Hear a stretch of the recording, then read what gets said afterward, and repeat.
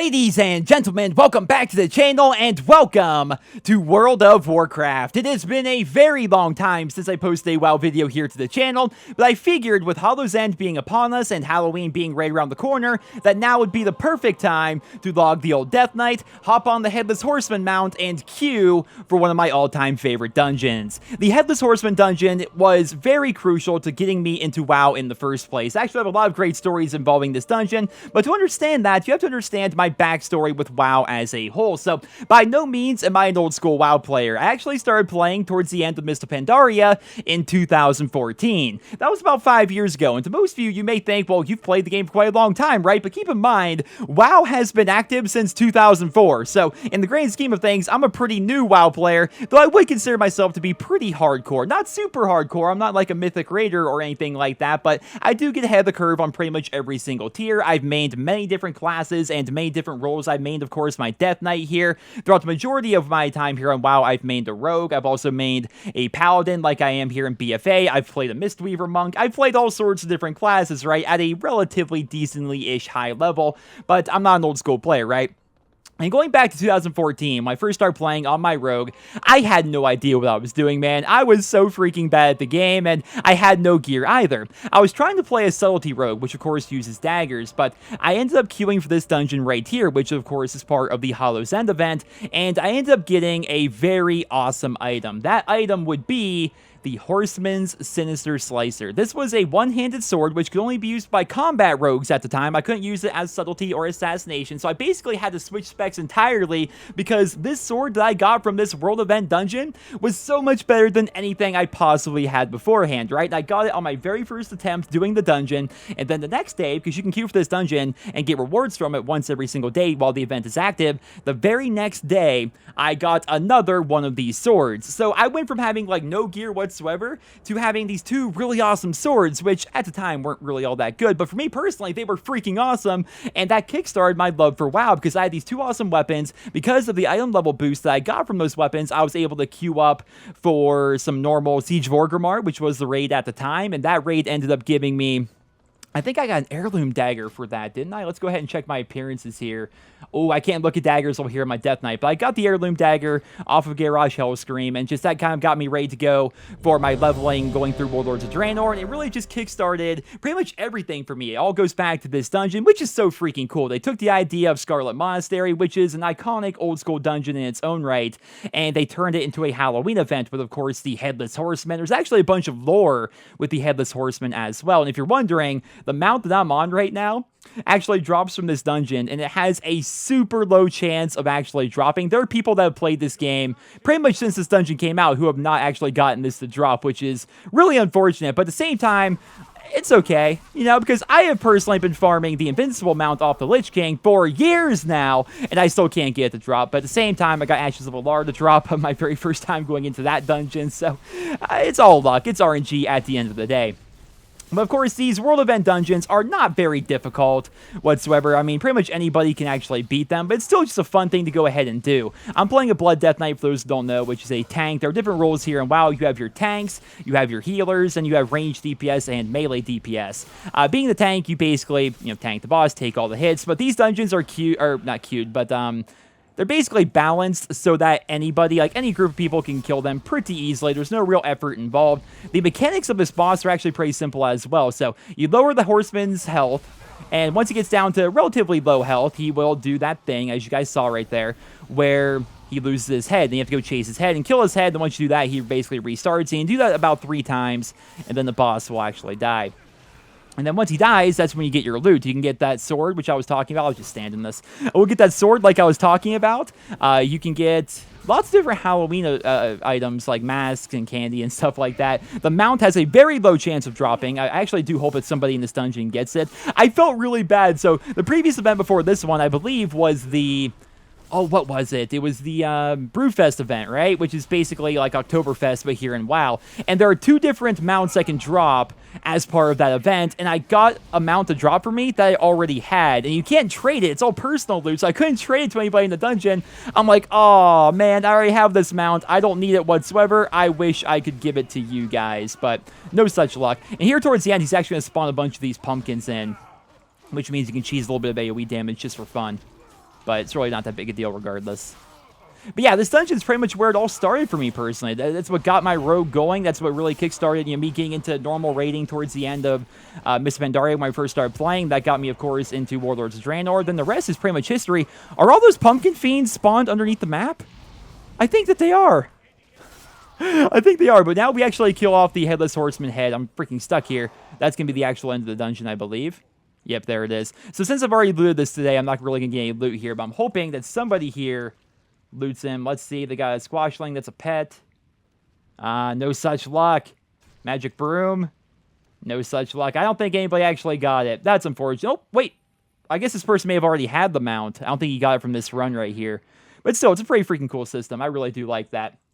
But yeah, that dungeon really kickstarted my entire love of World of Warcraft. And like I said, I've been playing a lot over the past 5 years. Even though I don't post videos, I've always kind of pictured WoW as my home away from home, if that makes any sense. Like, I've played this game. Keep in mind, this is even my main server. Like, I transferred over from Area 52 to Moonguard specifically for this expansion because I wanted to go from Horde to Alliance. Most of my characters were Horde. If you guys remember, actually, my previous WoW video, my Death Knight there was Nork.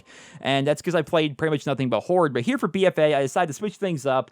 I left my old guild, and I decided to try Alliance, because I never actually played Alliance, and I thought that would actually be pretty fun. And now here we are, right? Now here we are. And let's queue up again. Let's queue up again for it, because I love doing the dungeon. It's so much fun. Actually, better yet, instead of going in as a tank, which I am right now, let's go in as a healer, because the queue times will be just as fast, and I can do a lot more damage, because healing, I mean, damage you can do as a Holy Paladin is actually kind of absurd. And the reason why I actually wanted to play a Paladin, wow, that Transmog is actually terrible. The reason why I actually wanted to play a Holy Paladin, or just a Paladin in general going into this expansion, was mostly because of Hearthstone. Like, that's the reason why I got into WoW in the first place, was because of Hearthstone, which is intentional, right?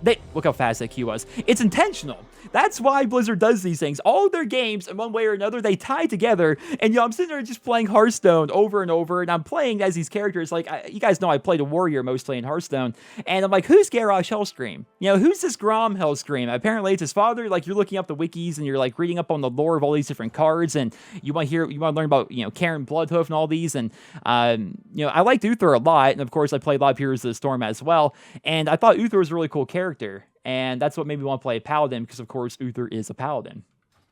Should I turn Healbot on for this? I guess I probably should.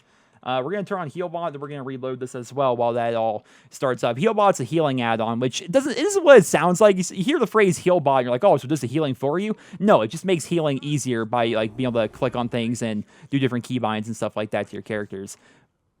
Now let's let the tank actually pull aggro, and now we're just going to go ham on this guy. Now watch the damage meter here. For being a freaking healer, you can do quite a bit of damage. It's actually kind of absurd. I'm actually topping damage right now. It's actually absurd how good Holy Paladins are when they're bursting while using this talent right here. It's actually pretty freaking fantastic. What's the name of it? It's a Benching Crusader, if I recall. Yeah, Benching Crusader. Basically replaces your wings with the ability to do damage. Then the damage you do heals your allies. As you can see, I'm actually healing right now. Not a lot, because this dungeon doesn't actually do a lot of damage. But, I'm healing while also damage dealing. But yeah, that's why I wanted to play a Paladin. Plus, I wanted to try something from a different perspective. Like I said, I've played WoW for almost 5 years now. And for one, I didn't like the story. I didn't like where they were really taking the entire Horde narrative with, I hate what Sylvanas is doing. I hate that all the other Horde leaders are basically just, like, working with her and just going along with whatever she says. I hate all of it. I like the Alliance story more. I've always had my human Paladin here as kind of an alt, but I thought it'd be fun to go ahead and, you know, go full on Alliance here with this expansion, which I have. I went to Moonguard here, not for the roleplay. Man, I could make a whole video talking about Moonguard, man. Oh, my goodness. So, for those who don't know, Moonguard is a pretty infamous server here in World of Warcraft. And the reason why it's so infamous is because Moonguard, which is the inn, which is just outside of Stormwind, it's like the capital for erotic roleplay in this game. If you go in there, every person in there is ERPing. It's creepy. All their clothes are off. They're all emoting at each other. They all have these weird bios for, like, their my roleplay. It's so freaking weird. It really is. I could make a video on it, but it seems like that'd almost be, like, harassing if I were to go there and be like, hey, look at this guy. Look how weird he is. But I came here because, one, it's a pretty big Alliance server, but also because it's a roleplay server, not the erotic kind, just regular roleplay, there are just more people around in general. Like, if you walk through Stormwind, there are just people everywhere. And most of them are like, oh, we got a Horseman ring, which is 335, which is actually terrible compared to the gear I have. But that's what's so funny about this, by the way, right? This gear, you can see the gear that I have compared to the gear that dropped here. You can see that if you actually raid, it's not good gear whatsoever. But when I first started playing, the gear that dropped here was the best gear possible for me. Like, I never raided before. I had no idea what I was doing. It was so freaking good for me. And that just goes full circle with that story I was telling earlier. But, yeah, because I'm on Moonguard, there are people everywhere. And it just makes the world feel more alive. And that's something I didn't really have when I played in Area 52.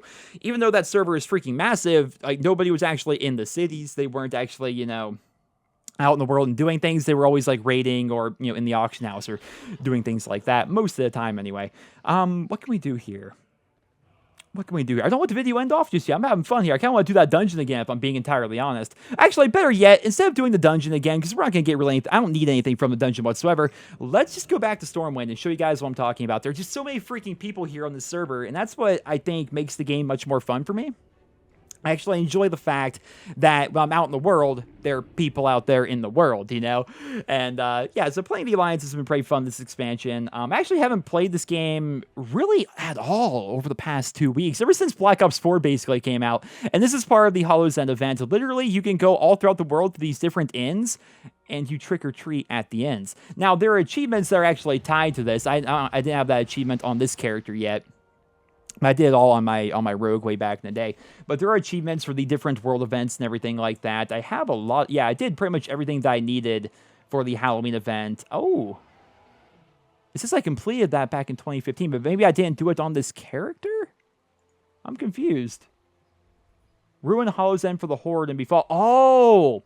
It's because you can't do that. I don't think you can do this achievement anymore. I keep going through my feats of strength here, which are achievements that can no longer be obtained, and it's not here, so maybe you can still do the achievement, but that doesn't really explain why the achievement is now grayed out. With the events of Battle for Azeroth, I don't think you can do it anymore, because you're supposed to bomb the Undercity, but there's no Undercity to bomb anymore. I really have no idea, but regardless, here we are in Stormwind. Let's get a flying mount. My most rare flying mount, which would be the Feldrake. I freaking love this thing. So for those who don't know, the Feldrake is a trading card game mount. There was a WoW TCG way back in the day, and that trading card game had a limited number of mounts that you could get from it, right? Which means these mounts are very rare. There's a limited number of them available, and I bought this going into Legion for I think like 700,000 gold, which by today's standards is like 5 million gold or something like that with inflation. It's absolutely freaking absurd, but I like this mount quite a bit. But like I was saying, Stormwind actually has people in it. Not so much right now because it's only 4 o'clock in the afternoon, but there's people that are actually here,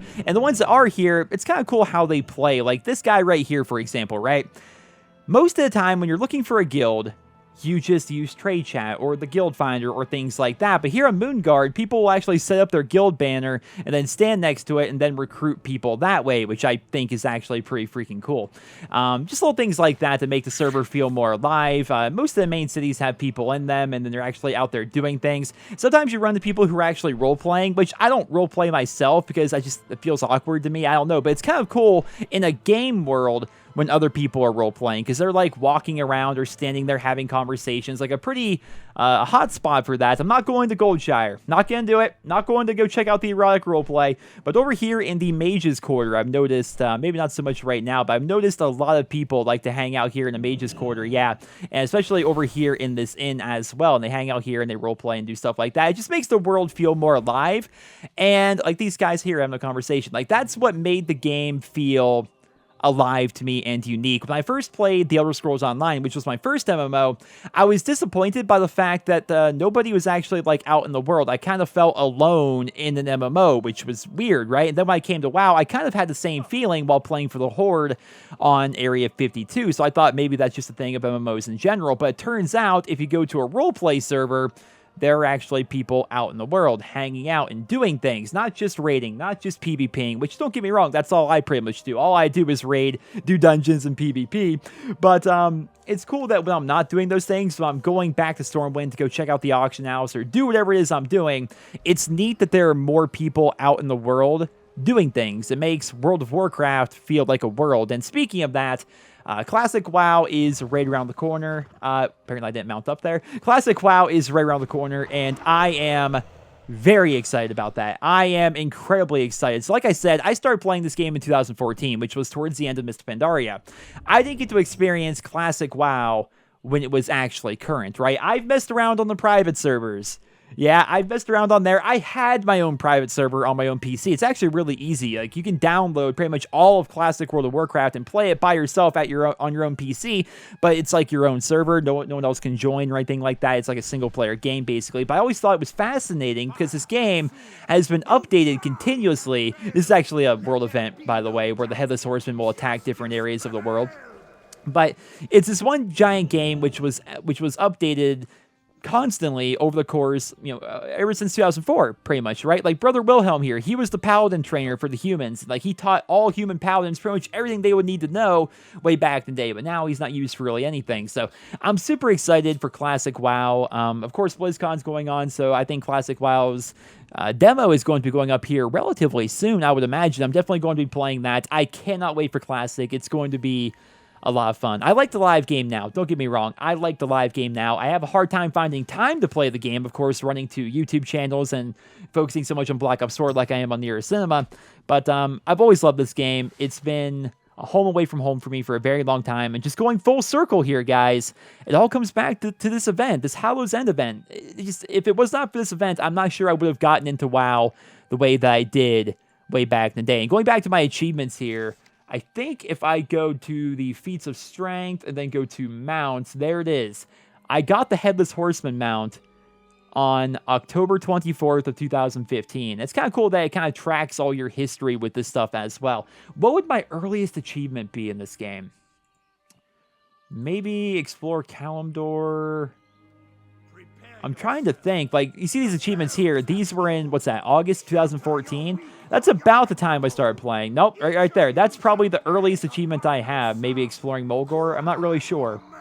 But, yeah, it's kind of cool. You can kind of track your history with the game that way. And if you're somebody who started playing WoW in 2004, things that you did back then can still affect you today, which I think is really neat. Like, I got this mount off the auction house like 2 years ago, and I still have it. The Headless Horseman mount, I got that to drop for me 3 years ago. I still have it. Another really cool thing is when you do raiding, or you PvP, or you do dungeons, or anything like that, all that stuff also stays with you via the collections and things like that. So really quick, let's go ahead and switch over to Retribution. Even though I play all the specs as a Paladin, which is another reason why I wanted to go Paladin this year. I mean, I played a Rogue for so long, and while Rogues are awesome, they can only do one thing, which is deal damage, right? Whereas a Paladin here, I can do damage, I can be a tank or be a healer. For my guild, I mostly play damage, but still, it's cool having that variety there. But now that I'm on this spec here, let's go ahead and get on the old Grand Expedition Yak and show you the Transmog system for those that haven't seen it. It's very similar to the system that we have in Diablo, and basically anything that you get from like previous expansions and things you've done in the past, that all kind of stays with you, right? Even though you can't use that gear because it's useless at this point, you can still use the appearance. So if you raided back in the day in Blackwing Lair and you got the entire Judgment set for the Paladin, I mean, as long as you hold on to the pieces, you can just transmog into that and you can just have that same gear, which I think is personally pretty cool. For me, last expansion in Legion, I played my Paladin quite a bit, off and on, and I ended up getting the entire High Lord set, which freaking is awesome. I did really well in that raid as well, like lots of really high parses.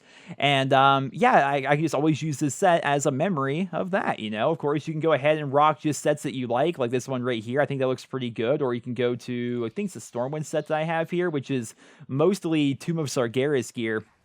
I mean, you can rock all sorts of stuff like that. Anything that you get back in the day stays with you. And that's why I feel as though the progression that we have in WoW is actually much better than other video games. You guys know me, like I'm a pretty big COD guy, at least on my main channel. And the stuff that you get in COD doesn't really matter, right? You can grind out dark matter in Black Ops 3. Does that matter in Black Ops 4? No. But here in WoW, if you work really hard to get a PvP set, which I'm still working on the PvP set here. This is like most of it. I'm still missing the shoulders and the helm. But if you work in PvP here during Season 1 for Battle for Azeroth, that gear stays with you, as do the achievements and things like that, which I think is pretty neat. Like this mount right here, which you guys may think is ugly, I love this mount. This mount is awesome. The old Vicious War River Beast. I love this mount, and how you get it, the only way to get this mount is to get yourself up to a 1400 rating while doing 2s. Oh, we got a little bit of a fight there with the Shade of the Horseman for the event. You have to get up to a 1400 rating while playing 2s, which is not high, don't get me wrong. And then once you're there, I think you have to win... It doesn't say how many games you have to win, but it's a lot. It's roughly like 75 games or something. You guys can see I'm ranked like 1576, which again, it's not high, but I never really did arena before. I mostly did just like random battlegrounds. But because of the progression system that we have here in WoW, I got into arena. I wanted to go in there. I got myself up to a 1400 rating. I then filled up the bar, got all the wins and stuff like that with completely random people, by the way, not with guild mates or friends or anything, just with completely random people, which took for freaking ever. But I eventually did it and I got this mount. And this mount's never going to go anywhere, right? I will always remember all those arena games I had unlocking this mount, and I can always use this mount. And I think it's cool looking. It's also pretty freaking unique. I like it personally. Some people may not, but just for the memories I have with it and what went into actually getting it, that's what makes it important to me. And that's what's kind of cool about World of Warcraft in general. Of course, there's still the raiding, there's still the rest of PvP, there's still the dungeons, there's plenty going on. These are the raids, or this is the one raid that we have so far here in BFA. Another raid's right around the corner. And it's a really fun game. I know for a lot of you guys, you probably have never played WoW before, or you've heard of it, but you never really got into it or really tried doing it whatsoever.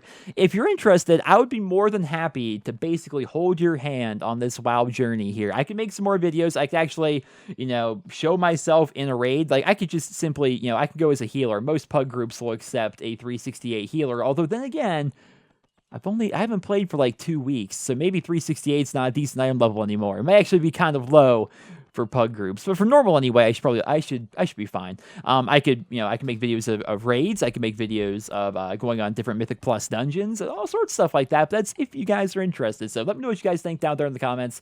But yeah, today I thought I would take a bit of a trip down memory lane, boot up World of Warcraft, do the Headless Horseman dungeon, and just basically show off some of my characters and just talk about WoW in general. Because again, this has been a home away from home for me for a very long time, and I'd be more than happy to make videos of it, but if not, that's fine too. I'm always going to play it. It's just a fun game that I like to play, because at the end of the day, I am a gamer. There are plenty of YouTubers out there who, I feel like these guys, a lot of people play games because that's their job, right? Like, they start off maybe enjoying games, but they kind of like stop enjoying games after a period of time. They only, just continue to play because that's what their job is. Not me, man. I love video games in general. Call of Duty is just as much fun these days as it was for me way back in like 2007. WoW is plenty of fun. I play this game a ton. Like, for example, this is not even my main character. Keep in mind, I've got 34 days of playtime on this character alone over the course of the 5 years I've been playing. I have 34 days in this character, 11 days here in BFA after hitting level 120. I only make videos of this game. I just play it because it's fun. Same true of Heroes of the Storm, same true of, Fallout and Borderlands. Like, I'm a gamer. I've always have been. And today I thought it'd be fun to take a trip down memory lane and re-experience WoW here a little bit. So I hope you guys all enjoyed it. Leave your thoughts and feedback down there in the comments. And, ooh, got some big pumpkins down here. I hope you guys all... zoom in. There we go. Have a wonderful day.